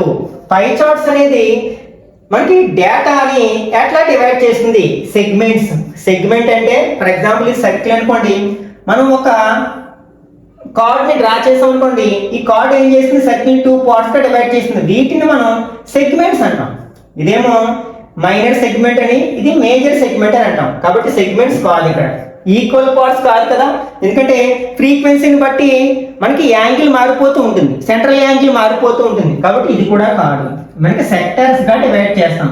అలాగే సర్కిల్ అంటే మొత్తాన్ని కలిపి మనం సర్కిల్ అంటాం. కాబట్టి ఇది కూడా ఆన్సర్ కాదనమాట. Next 11th one. Some of all the central angles in a pie chart అంటే అన్ని సెక్టర్స్ యొక్క యాంగిల్స్ ని యాడ్ చేస్తే మనకి ఎంత వస్తుంది 360 degrees వస్తుంది కదా. Next range of the data 47, 36, 55, 27, 16 and 8. ఇంతకు ముందే చెప్పుకున్నాం కదా. రేంజ్ ఆఫ్ ద డేటా అంటే ఏంటి? The difference between the maximum and minimum values of a data is called range. ఇందులో మనకి మాక్సిమం వాల్యూ ఎంత 55, మినిమం వాల్యూ ఎంత 8. ఈ రెండింటికి డిఫరెన్స్ ఎంత 55 నుంచి 8 మైనస్ చేస్తే 47 వస్తుంది కదా. ఇది ఎక్కడుంది మనకి థర్డ్ ఆప్షన్ ఉంది. కాబట్టి ఇది కరెక్ట్ ఆన్సర్ అవుతుంది అన్నమాట. Next class mark of 21 to 40. ఇప్పుడే చెప్పుకున్నాం క్లాస్ మార్క్ అంటే ఏం చేయాలి, యావరేజ్ ఫైండ్ అవుట్ చేయాలి. 21 + 40/2 అంటే 61/2 అంటే 30.5 అవుతుంది. 30.5 ఎక్కడుంది మనకి ఫోర్త్ ఆప్షన్ లో ఉంది కదా. కాబట్టి ఇది కరెక్ట్ ఆన్సర్ అవుతుంది. Okay, next 5th one. The given pie chart shows the interests of the students of a school in different subjects. How many students like mathematics if there are 2160 in the school? అంటే ఒక స్కూల్లో 2160 students ఉన్నట్లయితే అందులో mathematics ని like చేసే number of students ఎంతమంది? ఇక్కడ మనకి యాంగిల్ తెలుసు, కానీ మనం ఆ అబ్జర్వేషన్ యొక్క ఆ కాంపోనెంట్ యొక్క వాల్యూని ఫైండ్ అవుట్ చేయాలి. మనకు కాంపోనెంట్ యొక్క వాల్యూ అన్ని కాంపోనెంట్స్ తెలిసినట్లయితే మనం యాంగిల్ ఫైండ్ అవుట్ చేయడానికి ఫార్ములా చెప్పుకున్నాం. ఏంటంటే యాంగిల్ ఫర్ ఎగ్జాంపుల్ ఆ యాంగిల్ ఈక్వల్ టు ఫార్ములా ఏం చెప్పుకున్నాం, value of component by total values of all components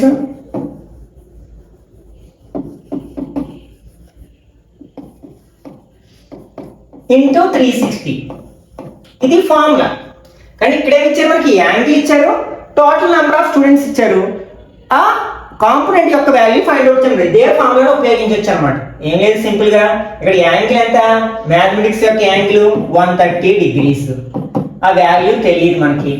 all the components ఎంత మనకి మొత్తం స్టూడెంట్స్ ఎంతమంది 2160 ఇంటూ 360 degrees అనమాట. దీన్ని సింప్లిఫై చేస్తే మనకు కావాల్సిన ఆన్సర్ వచ్చేసింది. అంటే x = 130. ఇది ఇక్కడ డివైడ్ చేస్తుంది కదా, ఇక్కడికి వస్తే ఇంటూ చేస్తుంది అంటే 2160 బై ఇది ఇక్కడ మల్టిప్లై చేస్తుంది కాబట్టి డివైడ్ చేస్తుంది అంటే 360. 0 0 gets cancel. Next 6 table 6 times. 6 table 3 6 are 18, 6 6 are 36. మళ్ళీ 6 టైమ్స్ మల్టిప్లై చేసినట్లయితే 0 6 are 0, 6 3s are 18, 1 6 1s are 6 + 1 7 అంటే 780 స్టూడెంట్స్ మ్యాథమెటిక్స్ లైక్ చేసే వాళ్ళు ఉన్నారనమాట. ఇది ఎక్కడుంది మనకి థర్డ్ ఆప్షన్ లో ఉంది కదా. ఇది కరెక్ట్ ఆన్సర్ అవుతుంది. అంటే ఈ కాలిక్యులేషన్ చేయలేకుండా మీరు సింపుల్ గా ఏం చేయాలన్నమాట, మనకి central angle of the component అంటే ఫర్ ఎగ్జాంపుల్ దాన్ని θ అనుకుందాం బై టోటల్ యాంగిల్స్ ఎంత మనకి 360 డిగ్రీస్ లేకపోతే x డిగ్రీస్ అనుకోండి ఇంటూ టోటల్ వాల్యూ మొత్తం అన్ని కాంపోనెంట్స్ యొక్క వాల్యూ ఇక్కడ వేసుకుంటాం రైట్ 2116 ఇట్లా వేసుకుంటే మనకి ఆన్సర్ వచ్చేస్తుంది అనమాట. ఓకే, ఇదేంటి మనకి యాంగిల్ అడిగినప్పుడు, ఇదేంటి యాంగిల్ ఇచ్చి ఆ కాంపోనెంట్ యొక్క వాల్యూ అడిగినప్పుడు. Next the graphical representation of data is called. మనకి డేటాని గ్రాఫ్స్ లో రిప్రజెంట్ చేయడాన్ని మనం ఏమంటాం గ్రాఫికల్ రిప్రజెంటేషన్. అంటే అది మనకి బార్ గ్రాఫ్ కావచ్చు, హిస్టోగ్రామ్ కావచ్చు. దీని కరెక్ట్ ఆన్సర్ మనం హిస్టోగ్రామ్ గా పెట్టుకోవచ్చు అనమాట. పై చార్ట్ అంటే ఇక్కడ మనకి జామెట్రికల్ రిప్రజెంటేషన్, దాన్ని సెక్టర్స్ లో రిప్రజెంట్ చేస్తాం. ఇక్కడ పిక్చర్స్ లో రిప్రజెంట్ చేస్తే మనకి పిక్టోగ్రాఫ్ అవుతుంది అనమాట. Next 16th one, the monthly income of family is 16,200.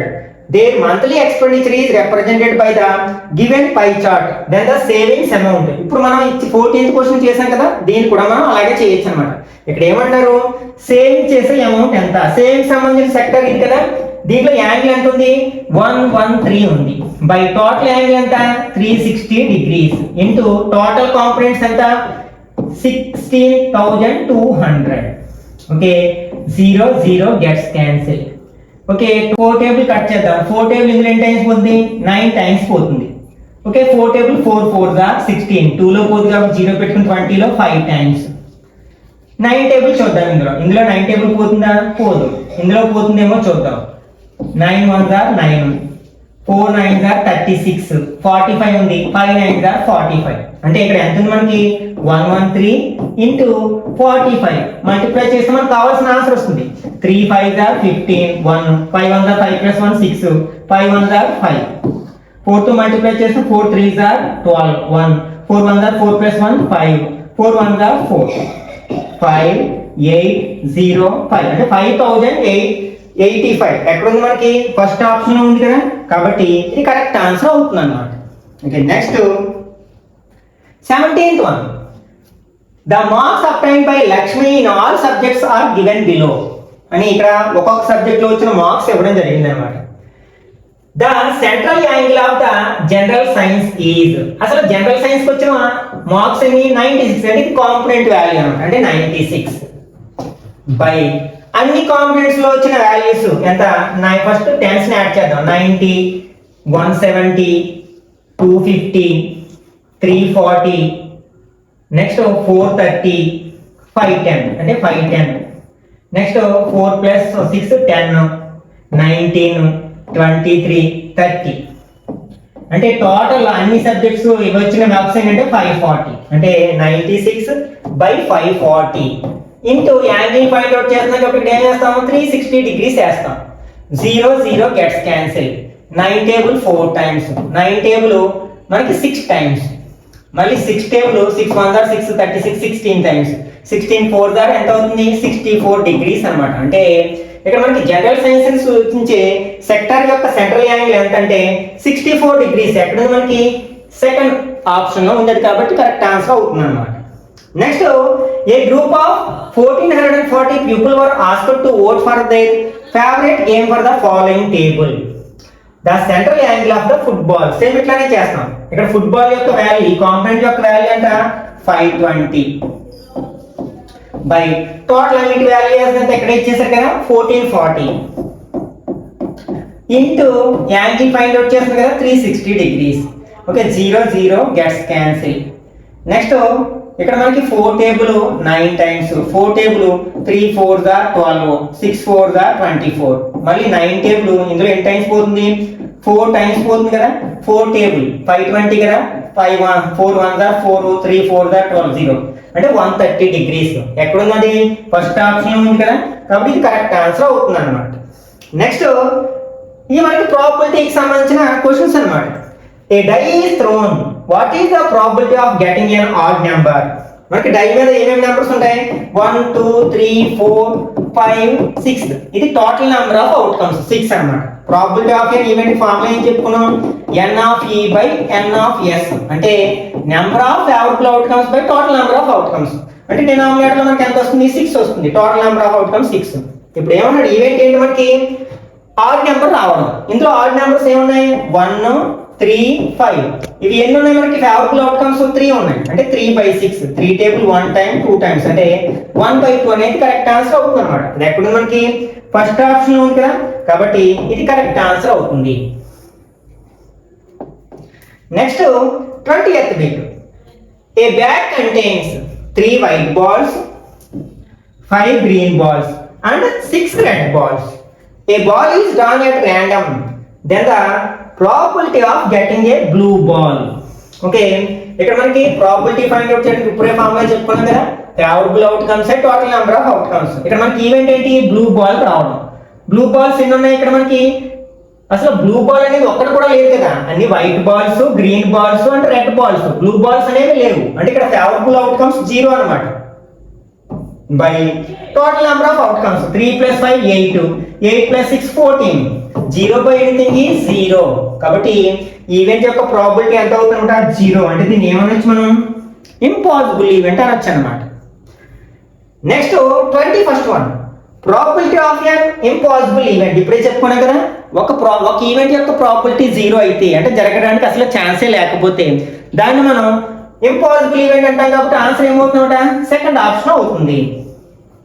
Next 22nd one, probability of A sure event. Sure event అంటే ఖచ్చితంగా జరిగి చేరడం.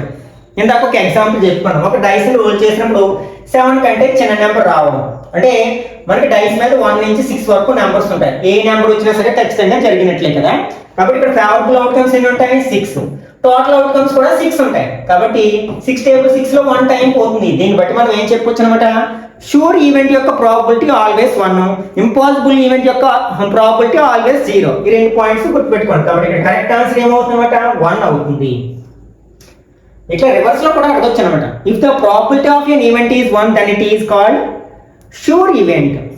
If the probability of an event is 0 then it is called impossible event. Next 23rd one, a game of chance consisting of a spinning an arrow on a circular board divided into 8 equal parts as shown in the figure, which are equally likely outcomes. What is the probability that arrow will point a prime number?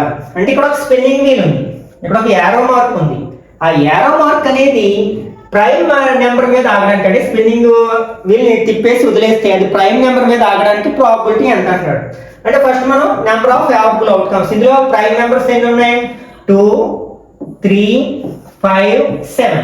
అంటే 4 outcomes అండి favourable outcomes. Total number of outcomes అన్ని ఎన్ని ఉన్నాయంటే 8 ఉన్నాయి కదా, by 8. 4 table 1 time 2 times అంటే 1/2 అనమాట. అంటే ఇక్కడ ప్రాబిలిటీ ఎంత మనకి? 1/2 కాబట్టి 4th ఆప్షన్ కరెక్ట్ 1 అవుతుంది. A letter is chosen at random from the letters of the word mathematics. Find the probability that is not a consonant. అంటే మనం ఈ మ్యాథమెటిక్స్ అనే వర్డ్ లోంచి ఒక లెటర్ ని పికప్ చేసినప్పుడు ర్యాండమ్ గా అది not a consonant. Not a consonant ఏంటంటే అర్థం ఏంటి? ఓవెల్ అవడానికి ప్రాబిలిటీ ఎంత? రివర్స్ లో ఓవెల్ అంటే కాన్సనెంట్ కాకూడదు అంటే ఓవెల్ అవ్వాలి అనమాట. ఓవెల్ అవడానికి ప్రాబిలిటీ ఎంత? అసలు ఇందులో ఓవెల్స్ ఎన్ని ఉన్నాయి మనకి? 1, నెక్స్ట్ 2, 3, 4 అంటే 4 ఉన్నాయి ఇక్కడ మనకి. నెక్స్ట్ అంటే ఇక్కడ ఏఐ ఇవే కదా, అంటే ఫేవరబుల్ అవుట్కమ్స్ 4 అన్నమాట. Next total number of outcomes, total letters ఉన్నాయి 1, 2, 3, 4, 5, 6, 7, 8, 9, 10, 11. అంటే 4/11 అనేది దాని యొక్క ప్రాబిలిటీ అవుతుంది అనమాట. అది ఎక్కడ మనకి సెకండ్ ఆప్షన్ ఉంది కదా, కాబట్టి ఇది కరెక్ట్ ఆన్సర్ అవుతుంది. Next 25th one, which is not a probability of event in the following. Next మరొక ఇంపార్టెంట్ కాన్సెప్ట్ ఏంటంటే, మనం ఏ ఈవెంట్ యొక్క ప్రాబిలిటీ అయినా సరే lies between 0 and 1 including 0 and 1. అంటే మనం ఏ ఈవెంట్ కి ప్రాబిలిటీని ఫైండ్ అవుట్ చేసినట్టు సరే దాని యొక్క వాల్యూ 0 కావచ్చు, 1 కావచ్చు, ఆ మధ్యలో ఉండే నెంబర్ కావచ్చు. అంతేగాని 0 కంటే చిన్న వాల్యూ అయ్యే అవకాశం లేదు, అంటే నెగిటివ్ నెంబర్ అయ్యే అవకాశం లేదు. అలాగే 1 కంటే పెద్ద నెంబర్ అయ్యే అవకాశం లేదనమాట. కాబట్టి క్రింది వాటిలో ఏది ప్రాబిలిటీ కావడానికి ఛాన్స్ లేదంటారు. 0.2 అంటే 0కి 1కి మధ్యలో ఉంటుంది. 1/2 కూడా 0కి 1కి మధ్యలో ఉంటుంది. 25% అంటే 25/100. 25/100 కదా, పర్సెంట్ అంటే per every 100. 25 table 1 time 4 times 1/4 కూడా మనకి 0కి 1కి మధ్యలోనే ఉంటుంది. అంటే మనం ముఖ్యంగా గుర్తుపెట్టుకోవాల్సింది అంటే మనకి fractions proper fraction, improper fraction. Proper fraction అంటే ఏంటి? న్యూమరేటర్స్ చిన్నగా ఉన్న వాటిని ప్రాపర్ ఫ్రాక్షన్ అంటాం. కాబట్టి ప్రాపర్ ఫ్రాక్షన్స్ వాల్యూస్ అన్ని కూడా 1 కంటే తక్కువగానే ఉంటాయి. కాబట్టి ప్రాపర్ ఫ్రాక్షన్ అవడానికి ఛాన్స్ ఉంటుంది. ఇంప్రాపర్ ఫ్రాక్షన్ మనకి 1 కావచ్చు, అందుకంటే ఎక్కువ కావచ్చు. ఎక్కువ అంటే ఇంప్రాపర్ ఫ్రాక్షన్ 1 కంటే ఎక్కువ ఉంది అనుకున్నాం అంటే మనకి ఇచ్చిన వాటిలో ఇంప్రాపర్ ఫ్రాక్షన్ ఏదైతే అది ప్రాబిలిటీ ఆఫ్ ద ఈవెంట్ కాదు. అట్లాగే నెగిటివ్ నెంబర్ అయినా కూడా ప్రాబిలిటీ కాదు, అది గుర్తుపెట్టుకోండి. ఇందులో మనకి ఇంప్రాపర్ ఫ్రాక్షన్ ఏంటి? 3/2 కదా, ఎందుకంటే న్యూమరేటర్ పెద్దగా ఉంది కాబట్టి అది ఏ ఈవెంట్ యొక్క ప్రాబిలిటీ అవడానికి ఛాన్స్ లేదు అనమాట. Next 26 tally marks are used to find. అసలు మనం టాలీ మార్క్స్ అంటే తెలుసు కదా, ఇట్లా మనం ఇలా వెర్టికల్ లైన్స్ లో డ్రా చేస్తాం. అంటే మనకి రా డేటా ఇచ్చి దీనికి ఫ్రీక్వెన్సీ డిస్ట్రిబ్యూషన్ తయారు చేయమన్నప్పుడు మనం టాలీ మార్క్స్ ఉపయోగిస్తాం. ఈ టాలీ మార్క్స్ మనకి ఎందుకు సహాయపడతాయంటే ఈ టాలీ మార్క్స్ కౌంట్ చేస్తే మనం ఫ్రీక్వెన్సీ రాస్తాం కదా, కాబట్టి ఈ ఫ్రీక్వెన్సీస్ని ఫైండ్ అవుట్ చేయడానికి ఈ టాలీ మార్క్స్ సహాయపడతాయి అన్నమాట. అది ఎక్కడుంది? మనకి థర్డ్ ఆప్షన్ లో ఉంది కాబట్టి ఇది కరెక్ట్ ఆన్సర్ అవుతుంది. Next 27th one. In the class intervals 20, 10 to 20, 20 to 30 and so on, 20 is taken in. 20 మనం ఏ క్లాస్ లో తీసుకుంటాం? ఈ రెండిట్లో అప్పర్ క్లాస్ ఏది? ఇది కదా, కాబట్టి దీనిలో తీసుకుంటాం. కాబట్టి మనకి కరెక్ట్ ఆన్సర్ ఏమవుతుందట? ఈ సెకండ్ ఆప్షన్ అవుతుంది. The difference between the upper limit and lower limit of the class is called. ఇక్కడ డిఫరెన్స్ అడిగారు కాబట్టి దాన్ని ఏమంటాం మనం? సైజ్ ఆఫ్ ద క్లాస్ అంటాం. యావరేజ్ అయితే క్లాస్ మార్క్ అంటాం. ఓకే, ఆ రెండు డిఫరెన్స్ గుర్తుపెట్టుకోండి. డిఫరెన్స్ అంటే size of the class or length of the class. Average అంటే క్లాస్ మార్క్స్ అంటాం. దాన్ని మనం మిడ్ వాల్యూ అని కూడా అంటాం. మిడ్ వాల్యూ అంటే మధ్యలో ఉండేది. Next 29th one. That tally marks are usually marked in a bunch of. అంటే మనం టాలీ మార్క్స్ ని మనం బంచెస్ గా ఎన్నేసి చెప్పును మనం బంచెస్ చేస్తాం అంటే 5 చెప్పును బంచెస్ చేస్తాం కదా, కాబట్టి ఇక్కడ కరెక్ట్ ఆన్సర్ ఏమవుతుందట? థర్డ్ ఆప్షన్ అవుతుంది. Next the number of times A particular item occurs is given data is called. అంటే నెంబర్ ఆఫ్ టైమ్స్ అంటే ఒక వాల్యూ ఎన్నిసార్లు వచ్చిందో అది మనం ఏది రిప్రజెంట్ చేస్తుందంటే ఆ వాల్యూ యొక్క ఫ్రీక్వెన్సీ రిప్రజెంట్ చేస్తుంది కదా. Next 31st one. All the bars are rectangles in bar graph have. అంటే మనకి బార్ గ్రాఫ్ లో రెక్టాంగిల్స్ ఉంటాయి. వాటి యొక్క ఏమిటి ఈక్వల్ గా ఉంటాయి? సేమ్ లెంత్ ఈక్వల్ గా ఉంటుందా? కాదు, ఫ్రీక్వెన్సీని బట్టి మారుతూ ఉంటుంది. సేమ్ విడ్త్ ఈక్వల్ గా ఉంటుంది. ఏరియా అంటే మనకి లెంత్ మారిందంటే ఏరియాస్ మారిపోతాయి కదా, ఇది కాదు. అట్లాగే వాల్యూ కూడా కాదనమాట. Next 32nd one. In a histogram the heights of the rectangles represent. మనకి హిస్టోగ్రామ్ లో ఆ రెక్టాంగిల్స్ యొక్క హైట్స్ దేన్ని రిప్రజెంట్ చేస్తాయి అంటే ఫ్రీక్వెన్సీని రిప్రజెంట్ చేస్తాయి. మరి విడ్త్లు దేన్ని రిప్రజెంట్ చేస్తాయంటే క్లాస్ ఇంటర్వాల్స్ ని రిప్రజెంట్ చేస్తాయి. ఎందుకంటే మనం x యాక్సిస్ మీద క్లాస్ ఇంటర్వాల్స్ తీసుకుంటాం, y యాక్సిస్ మీద ఫ్రీక్వెన్సీ తీసుకుంటాం హిస్టోగ్రామ్ ని కన్స్ట్రక్ట్ చేసేటప్పుడు. Next 33rd one. When a die is thrown, then the possibility అంటే ప్రాబిలిటీ అన్నమాట of getting A compound number. బహుశా ఇది కాంపోజిట్ నెంబర్ అయి ఉండొచ్చు అనమాట. మనకి డైస్ మీద ఏమేమి నెంబర్స్ ఉంటాయి? 1 2 3 4 5 6. ఇక్కడ మనకి కాంపోజిట్ నెంబర్ కావాలి అంటే ఫస్ట్ మనకి నెంబర్ ఆఫ్ ఫేవరబుల్ అవుట్కమ్స్ చూడాలి. మనకి 2 3 5 ఇవేంటి? ప్రైమ్ నెంబర్స్, కాంపోజిట్ నెంబర్స్ కాదు కదా. అలాగే 1 అనేది నైదర్ ప్రైమ్ నార్ కాంపోజిట్. ఇది ప్రైమ్ నెంబర్స్ లోనే ఉండదు, కాంపోజిట్ నెంబర్స్ లోనే ఉండదు. ఇంకా కాంపోజిట్ నెంబర్స్ ఏమన్నా మనకి 4 6 ఎన్ని ఉన్నాయి? 2. అంటే నెంబర్ ఆఫ్ ఫేవరబుల్ అవుట్కమ్స్ 2 అన్నమాట. టోటల్ నెంబర్ ఆఫ్ అవుట్కమ్స్ ఎన్ని ఉన్నాయి? 6. 2 టేబుల్ 1 టైమ్ 3 టైమ్స్. అంటే ప్రాబిలిటీ అంటే ఇక్కడ 1/3. ఎక్కడ ఉంది? మనకి ఫస్ట్ ఆప్షన్ ఉంది కదా, ఇది కరెక్ట్ ఆన్సర్ అవుతుంది. Next 34. If a die is thrown, what is the probability of getting an even prime number? Okay, ఇప్పుడే చెప్పుకున్నాం కదా మనకి టోటల్ అవుట్కమ్స్ ఏంటి? 1 2 3 4 5 6. ఈవెన్ ప్రైమ్ అవ్వాలి అంటే దాని అర్థం ఏంటి? ఈవెన్ నెంబర్ అవ్వాలి, ప్రైమ్ నెంబర్ అవ్వాలి. అట్లాంటి నెంబర్ ఏముంది ఇందులో? 2 మాత్రమే ఉంది కదా. ఇంకా మరే నెంబర్ కూడా ఈవెన్ నెంబర్ కాదు. అంటే ప్రైమ్ నెంబర్స్ 3 5 ప్రైమ్ నెంబర్స్ కానీ అవి రెండు కూడా ఏంటి? Odd numbers. కాబట్టి ఇక్కడ నెంబర్ ఆఫ్ ఫేవరబుల్ అవుట్కమ్స్ ఎంత? 1 by total number of outcomes ఎంత? 6. అంటే ప్రాబిలిటీ ఎంత అనమాట? 1/6 అనమాట. అంటే థర్డ్ ఆప్షన్ కరెక్ట్ వన్ అవుతుంది. Next 35th one. A bag contains 4 red marbles, 5 white marbles. What is the probability of not getting a red marble? ఇక్కడ not అనే పదం చదవలేదు అంటే మనకు ఆన్సర్ ఎగిరిపోతుంది అనమాట. అంటే ఇక్కడ రెడ్ మార్బుల్ రాకూడదు అంటే దాని అర్థం ఏంటి? వైట్ మార్బుల్ రావాలి అనమాట. కాబట్టి ఇక్కడ ఫేవరబుల్ అవుట్కమ్స్ ఎన్ని? 5. బై టోటల్ అవుట్కమ్స్ ఎన్ని? 4 + 5 9. అంటే 5/9 అనేది ప్రాబిలిటీ అవుతుంది అనమాట. Next 36th one. If a coin is tossed the probability of getting a tail. Okay, మనం కాయిన్ టాస్ చేసినప్పుడు అవుట్కమ్స్ ఏంటి? Head, tile.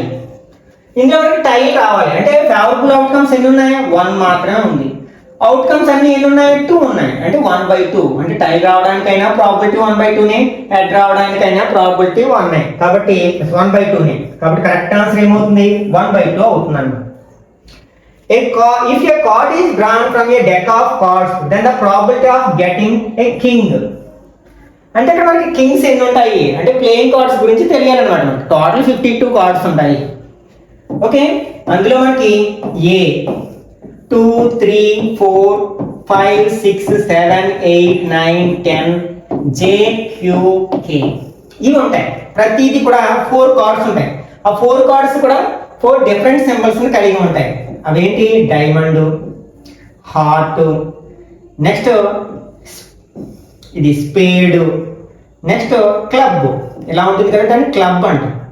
ఇలా ఏలో అంటే ఏస్ అంటాం. దీన్ని ఏ అంటే ఏస్ అనమాట. ఏలో 4 కార్డ్స్ ఉంటాయి. అవి ఒక్కొక్క సింబల్ ఉంటాయి. ఇవి రెండు కూడా రెడ్ కలర్ లో ఉంటాయి. ఇవి రెండు కూడా మనకి బ్లాక్ కలర్ లో ఉంటాయి అన్నమాట. ఇలా ప్రతిది కూడా 4 కార్డ్స్ ఉంటాయి. 4 డిఫరెంట్ సింబల్స్ కలిగి ఉంటాయి అన్నమాట. ఇందులో జే అంటే రాకీ, క్యూ అంటే క్వీన్ అని రాణి, కే అంటే కింగ్. అన్ని 4 కార్డ్స్ ఉంటాయని ఇప్పుడే చెప్పుకున్నా కదా. అయితే ఇక్కడ కింగ్ రావడానికి ప్రాబిలిటీ ఎంత అన్నాడు? కింగ్స్ ఎన్ని ఉంటాయి? మనకి 4 ఉంటాయి. ఫేవరబుల్ అవుట్కమ్స్ ఉంటాయి. టోటల్ ఎన్ని కార్డ్స్ ఉంటాయి? 52 ఉంటాయి.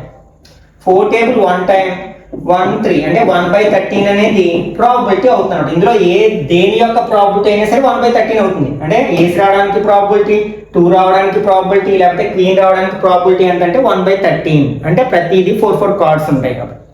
అలా కాకుండా రెడ్ కింగ్ రావడానికి ప్రాబిలిటీ అని అడిగారు అనుకోండి, కింగ్స్ 4 ఉంటాయి కానీ అందులో రెడ్ కింగ్స్ ఎన్ని ఉంటాయి? 2 ఉంటాయి. అప్పుడు 2/52 వేసుకోవాలన్నమాట. ఇలా మనం కొంచెం కార్డ్స్ గురించి అవగాహన ఉంటేనే ఈ టైప్ ఆఫ్ క్వశ్చన్స్ ని ఆన్సర్ చేయగలం. కానీ యాక్చువల్గా ఈ కార్డ్స్ సంబంధించిన క్వశ్చన్స్ ఎక్కడా కూడా మనకి 8th క్లాస్ లో మనం ఫేస్ చేయలేదు.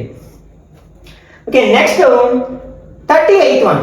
Probability of getting 7 when a dice is rolled. అంటే ఒక డైస్ ని రోల్ చేసినప్పుడు 7 రావడానికి ప్రాబిలిటీ ఎంత? అసలు డైస్ ఫేస్ మీద 7 అనే నెంబర్ ఉంటుందా? ఉండదు కదా. ఇది ఇంపాసిబుల్ ఈవెంట్. కాబట్టి దీని యొక్క ప్రాబిలిటీ ఎంత అవుతుందంటే 0 అవుతుంది. కాబట్టి 4th ఆప్షన్ కరెక్ట్ వన్ అవుతుంది.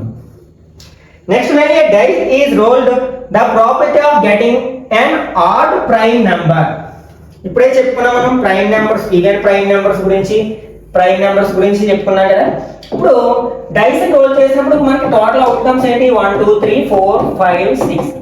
ఇక్కడ మనకి ఈవెంట్ ఏంటి? ఆడ్ ప్రైమ్ నెంబర్ రావాలి. Prime numbers 2 3 5 prime numbers. ఇందులో ఆడ్ నెంబర్స్ ఏమున్నాయి? 3 అండ్ 5. కాబట్టి ఇక్కడ ఫేవరబుల్ అవుట్కమ్స్ ఎన్ని? 2. టోటల్ అవుట్కమ్స్ ఎన్ని? 6 కదా.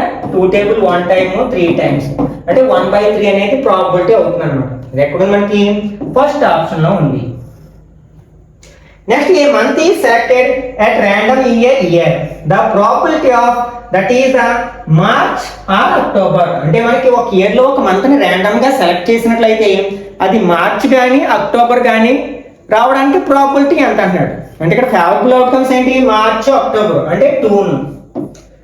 నెక్స్ట్ టోటల్ అవుట్కమ్స్ ఏంటి? ఒక ఇయర్ లో ఎన్ని మంత్స్ ఉంటాయి? 12 మంత్స్ ఉంటాయి. కాబట్టి టోటల్ అవుట్కమ్స్ 12 అవుతాయి. ఇక్కడ 2 టేబుల్ 1 టైమ్ 6 టైమ్స్ అంటే 1/6 అనేది ప్రాబిలిటీ ఆఫ్ ద ఈవెంట్ అవుతుంది అనమాట. అది ఎక్కడ మనకి 4th ఆప్షన్ లో ఉంది. Next 41. From the letter of the word mobile, a letter is selected. The probability that the letter is a vowel. అంటే మొబైల్ అనే వర్డ్ లో ఉన్న లెటర్స్ నుంచి ఒక లెటర్ ని పికప్ చేసినప్పుడు అది వొవెల్ అవ్వడానికి ప్రాబిలిటీ ఎంత అంటారు. ఇందులో వొవెల్స్ ఎన్ని ఉన్నాయి? ఓ ఉంది, ఐ ఉంది, ఈ ఉంది. అంటే ఫేవరబుల్ అవుట్కమ్స్ ఎన్ని ఇక్కడ? 3. అసలు టోటల్ ఎన్ని అవుట్కమ్స్, ఎన్ని లెటర్స్ ఉన్నాయి? 1 2 3 4 5 6. కాబట్టి total number of outcomes 6. 3 table 1 time 2 times అంటే 1/2 అనేది ప్రాబబిలిటీ అవుతుంది అనమాట. అంటే ఎక్కడుంది మనకి 4th ఆప్షన్లో ఉంది. Okay, next 42nd one. In a single throw of a dice, the probability of getting a multiple of 3. ఇక్కడ మనకి అవుట్కమ్స్ ఏంటి 1 2 3 4 5 6. మల్టిపుల్ ఆఫ్ 3 అంటే 3 టేబుల్ వచ్చే నెంబర్ అయ్యి ఉండాలి మనకి. 3 టేబుల్ వచ్చే నెంబర్స్ ఏమున్నాయి 3 అండ్ 6. అంటే ఇక్కడ ఫేవరబుల్ అవుట్కమ్స్ ఎన్ని 2, టోటల్ అవుట్కమ్స్ ఎన్ని 6. 2 టేబుల్ 1 టైమ్ 3 టైమ్స్ అంటే 1/3 అనేది ప్రాబబిలిటీ అవుతుంది అనమాట. అంటే సెకండ్ ఆప్షన్. నెక్స్ట్ ఇక్కడ మనకు 2 గ్రూప్స్ ఇచ్చారు. కరెక్ట్ మ్యాచింగ్ ఐడెంటిఫై చేయాలన్నమాట. Pictorial representation of a data is called pictograph.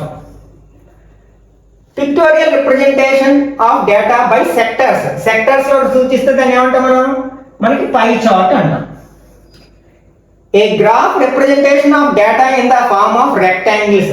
Rectangles లో ఉంటే దాన్ని మనం ఏమంటాం హిస్టోగ్రామ్ అంటాం. Next pictograph represents pictures. Pictograph లో మనకి ఏముంటాయి పిక్చర్స్ ఉంటాయి. అంటే ఇక్కడ మనకి ఏంటి 1 అనేది C తో మ్యాచ్ అయ్యి ఉండాలి.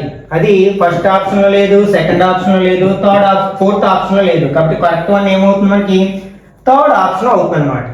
1 C, 2 దేనికి మ్యాచ్ చేసాం B కి, 3 A కి, 4 D కి. కాబట్టి ఇది కరెక్ట్ ఆన్సర్ అవుతుంది అనమాట. ఇక్కడతో మనం 8th క్లాస్ మ్యాథ్స్లోని డేటా హ్యాండ్లింగ్ అనే చాప్టర్కి సంబంధించిన అన్ని ఇంపార్టెంట్ కాన్సెప్ట్ని అలాగే నియర్లీ 43 ఆబ్జెక్టివ్ టైప్ ఆఫ్ క్వశ్చన్స్ని మనం డీటెయిల్గా డిస్కస్ చేయడం జరిగింది. ఈ వీడియో నచ్చినట్లయితే లైక్ చేయండి, అలాగే మీ ఫ్రెండ్స్ కూడా షేర్ చేయండి. ఇట్లాంటి మరిన్ని వీడియోస్ కోసం ఛానల్ని సబ్స్క్రైబ్ చేసుకుని రెగ్యులర్గా ఫాలో అవ్వండి. నెక్స్ట్ వీడియోలో మరొక ఇంట్రెస్టింగ్ టాపిక్తో మళ్ళీ కలుసుకుందాం. Till then bye bye now.